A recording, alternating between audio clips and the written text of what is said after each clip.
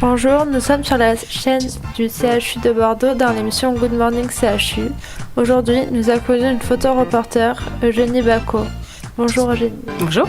Diane, Ludivine, Anna et moi-même Chloé allons vous poser quelques questions. Pour commencer, qu'est-ce qu'une photoreporter ?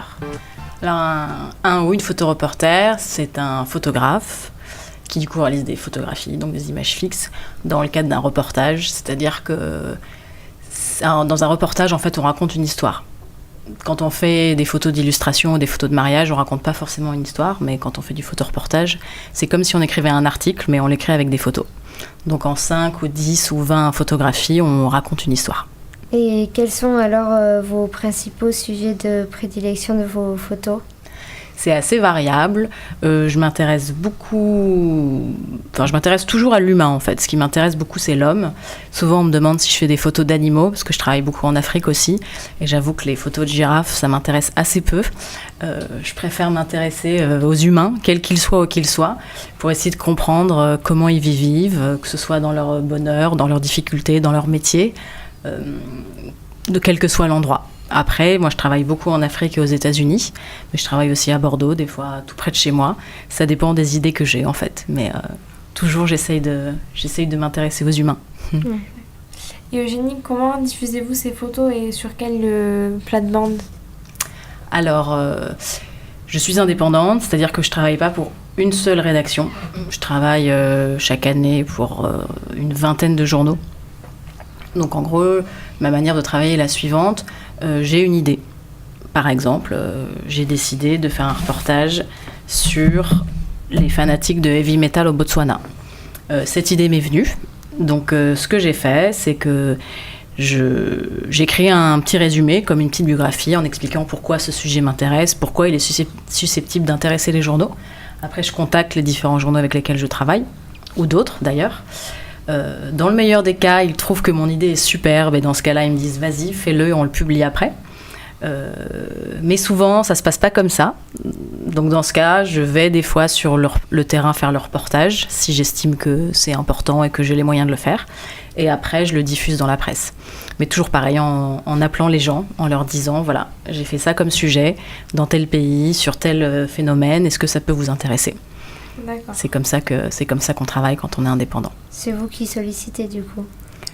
Dans 90% des cas, ouais. Là, tous les sujets qu'on a sur la table, que ce soit aux États-Unis, au Botswana, ou même là, un sujet sur les survivalistes en Dordogne, c'est quasiment toujours mes idées. Des fois, les journaux t'appellent, ils te disent « oui, d'accord », mais c'est souvent pour faire un portrait ou un tout petit sujet. C'est assez difficile de se faire fournir de très bonnes idées. Et surtout, nos idées sont toujours tellement bonnes que les journaux savent très bien qu'ils peuvent nous faire confiance pour qu'on vienne avec des idées superbes.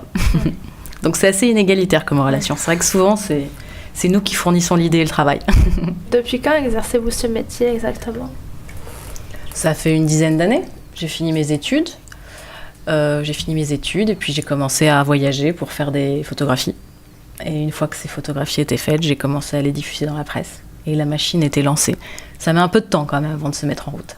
Mais ça fait 10 ans que je fais ce métier, mais ça fait vraiment 7 ans que je travaille bien, que je travaille régulièrement et que je réussis à gagner assez d'argent pour dire que c'est mon métier en fait. Et qu'est-ce qui vous a donné envie de faire ce métier ? Ça, c'est toujours une bonne question. J'ai toujours été très curieux, j'ai toujours eu envie de m'intéresser aux gens et du coup, quitte à m'y intéresser moi-même, autant essayer de montrer l'intérêt que je porte à certaines choses aux autres. Donc, par ce biais-là, je me suis dit qu'on pouvait écrire, on pouvait filmer, mais j'ai jamais été trop fan des images qui bougent.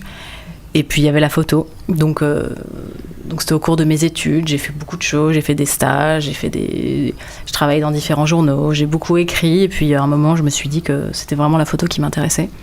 Donc c'est comme ça que j'ai commencé à apprendre la photo, en ayant mon petit appareil et en faisant mes premières images, et puis en continuant. Mais je ne sais pas s'il y a un élément particulier. Je ne peux pas te dire, comme souvent on dit, mon grand-père m'a donné un petit appareil photo quand j'avais 8 ans et j'ai tout de suite su que c'était ça que je voulais faire. C'est pas vrai. C'était plus un processus qui a mis du temps un peu à se mettre en place. Et puis un jour, c'est devenu évident. Et quel a été votre parcours professionnel, je veux dire, au lycée, tout ça, vous pensiez déjà à la photographie ou Alors, je pensais pas déjà forcément à la photographie, je pratiquais la photographie. J'écrivais beaucoup dans les journaux déjà, donc j'avais clairement déjà une démarche journalistique d'intérêt pour l'autre et de documentaire. La question c'était comment faire quelque chose de concret. Donc j'ai un parcours assez classique, j'ai fait des études au lycée, j'ai fait un bac ES. Mais très rapidement je savais que je voulais pas faire d'école, parce que les écoles de journalisme sont très carrés, sont très cadrés, c'est très dur d'y rentrer. Et surtout, c'est pas un milieu qui est fait pour les gens qui veulent être indépendants, j'ai l'impression. C'est bien quand on veut aller dans un journal ou dans une télé. Donc j'ai tout de suite su qu'il fallait que je me débrouille par moi-même. Donc une fois mon bac en poche, j'ai fait des études d'histoire. Parce que quand on a 15 heures de cours par semaine, ça laisse le temps de faire plein de choses. Et quand on est rigoureux, on peut faire du coup beaucoup de choses. Donc c'est là que j'ai commencé vraiment à pratiquer au-delà de mes études. Et j'ai fini mon master d'histoire en Erasmus à Budapest, où là du coup les portes du monde ont commencé un petit peu à s'ouvrir. Et une fois mon master en poche, c'est comme ça que j'ai commencé vraiment à produire du reportage. D'accord. Donc pas d'école ni quoi que ce soit, j'ai toujours appris par moi-même. Et c'est très bien comme ça. Quels sont les messages que vous voulez transmettre ? Ça dépend des reportages. À chaque fois, moi je m'intéresse beaucoup j'ai pas l'impression, j'ai pas vocation à être un photographe du malheur. Alors voilà, là ce sujet sur l'extrême pauvreté à Las Vegas, c'est vrai que quand on le lit, on trouve ça très triste et c'est tragique la situation des gens, mais la chute et la conclusion pour moi doit toujours être assez positive, c'est-à-dire que certes, ces gens sont dans une situation terrible, ce qui est le cas, hein, mais il y a toujours des issues positives, il suffit juste de les trouver. Donc j'essaye toujours dans mes messages de montrer un problème ou quelque chose qui ne va pas chez quelqu'un, mais essayer toujours de aussi apporter une solution. Parce que certes, le monde va assez mal, mais il y a quand même des choses qui font que ça peut aller beaucoup mieux. Et du coup, c'est un peu le message que j'essaye de faire passer. Et combien de temps consacrez-vous à vos reportages ? À l'étranger, je pars rarement moins de 3 semaines. Entre 3 semaines et 1 mois, minimum. Parce que le temps de mettre les choses en place, le temps de rencontrer les gens, le temps de se faire accepter, ça demande du temps en fait. Donc c'est vrai qu'on peut difficilement arriver, enfin personnellement dans ma démarche, je trouve que c'est impossible d'arriver sur un terrain de reportage, de sortir son appareil photo, de prétendre connaître ce que les gens en face ont à nous dire et de rester seulement 2 jours. Moi j'ai besoin de beaucoup de temps pour m'acclimater et me faire accepter. Et par exemple, ce sujet au Cameroun sur le repassage des seins, c'est un sujet qui est très très compliqué et j'y ai passé 2 semaines et demie. Parce qu'on se rencontre une première fois, on fait connaissance, on se rencontre une deuxième fois, il faut gagner la confiance. Et gagner la confiance, ça demande du temps. Mais du coup, vous parlez en quelle langue avec eux ? Ça dépend des pays. Cameroun, on parle français, après quasiment anglais partout. Et quand c'est un peu compliqué, on fait appel à ce qu'on appelle des fixeurs. C'est-à-dire c'est des locaux qui connaissent nos intermédiaires et qui surtout comprennent notre langage. C'est-à-dire qu'ils vont interpréter correctement la question. Parce que souvent, c'est vrai que, notamment, je travaille aussi pas mal en Inde, et on n'a pas la même culture, on ne comprend pas les mêmes choses à travers les mots. Donc voilà, le fixeur, c'est celui qui va t'aider à comprendre les gens et à faire des interviews assez pertinentes. Donc voilà, dans les pays un peu compliqués où moi j'ai pas les moyens de comprendre les codes, ou même si on parle la même langue, on se comprend pas forcément. Du coup, on fait appel à d'autres personnes, mais anglais, français. Après voilà, mes capacités de langue s'arrêtent là. Après voilà, des fois je travaille avec des journalistes qui parlent d'autres langues, donc c'est super. Mais la plupart du temps, on fait ça en anglais. D'accord. Et donc vous voyagez beaucoup, d'après ce que vous nous avez dit. Mais quel lieu vous a le plus inspiré ou le plus intéressé ? Ça aussi, c'est une question difficile. Je vous dirais l'Ouganda. Vous savez où c'est l'Ouganda ? Non. L'Ouganda, c'est pas un petit pays, parce que le Burundi à côté, c'est beaucoup plus petit. C'est un pays en Afrique centrale, entre le Kenya et la République du Congo. C'est un pays qui me touche beaucoup. Pour plein de raisons, parce que les gens sont vraiment très intéressants et très accueillants, il y a des problématiques très profondes. Et c'est toujours pareil, quand je mets le pied dans un pays, et que ça se passe bien et que j'ai une idée, en général, j'ai envie d'y retourner. Et plus on y retourne, plus on connaît les gens, plus on connaît le pays, plus on a des idées, donc plus on a envie d'y revenir. Donc c'est un peu la boucle vertueuse du reportage.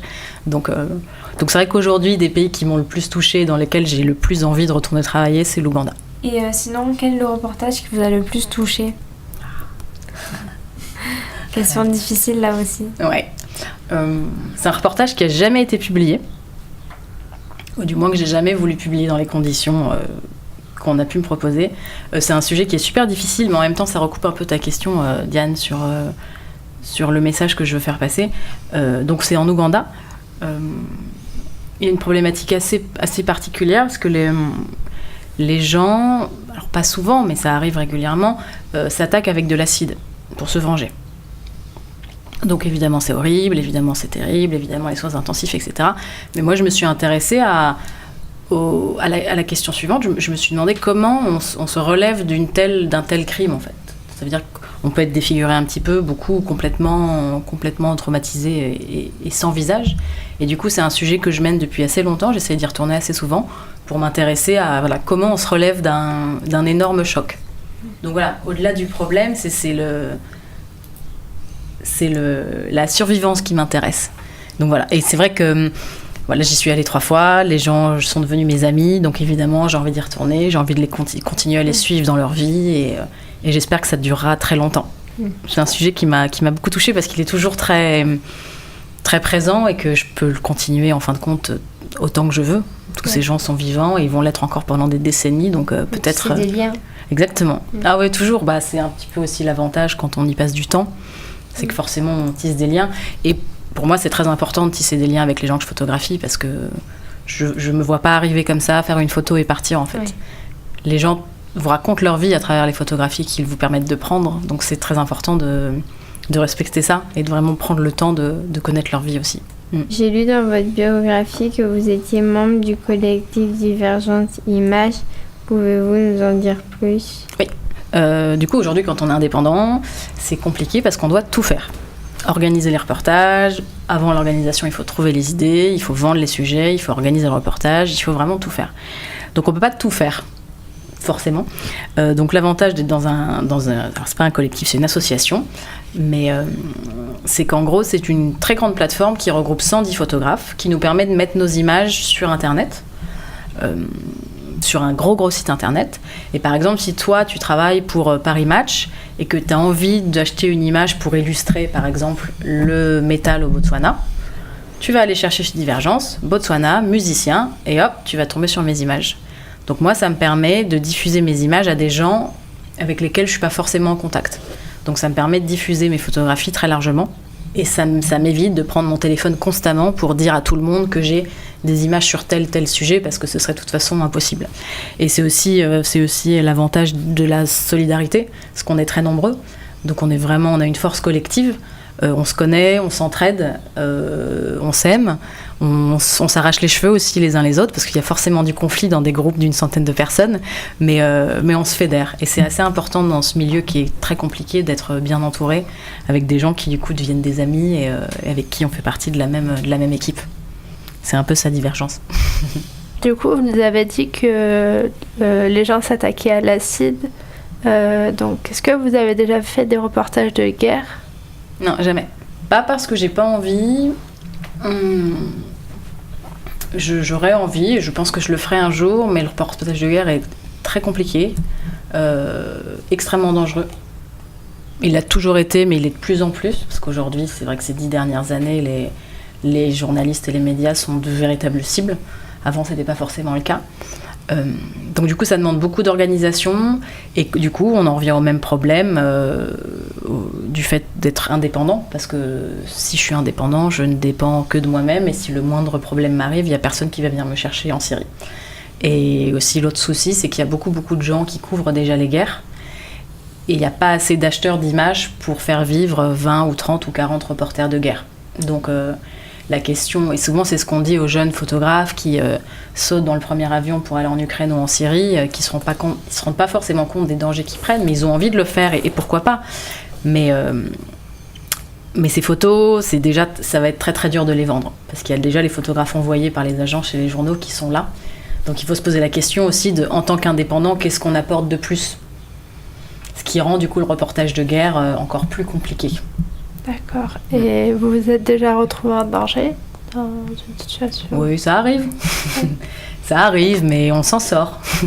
Il faut toujours, faut pas s'énerver, faut pas perdre patience, faut bien s'entourer. Et puis, en discutant parfois des heures, on s'en sort. Mais ça fait partie du métier. Mais personnellement, pour moi, ça n'a jamais été très très grave. D'accord. Donc du coup, on peut donc vous retrouver sur le site du membre du collectif Divergence Images. Mais avez-vous un site particulier, personnel pour vous ? Tout à fait. J'ai un site qui porte mon nom, qui s'appelle eugeniebacco.com, sur lequel je publie mes reportages. Et aussi sur Facebook, on peut me trouver. Là, je mets plus de photos sur les reportages en cours, les endroits où je suis dans le monde et les sujets sur lesquels je travaille en ce moment. Eh bien, merci Eugénie Bacco de nous avoir accordé du temps pour répondre à nos questions. J'espère que vous avez passé un bon moment sur Radio CHU. Adi chat, mes poulets. Bisous, bisous.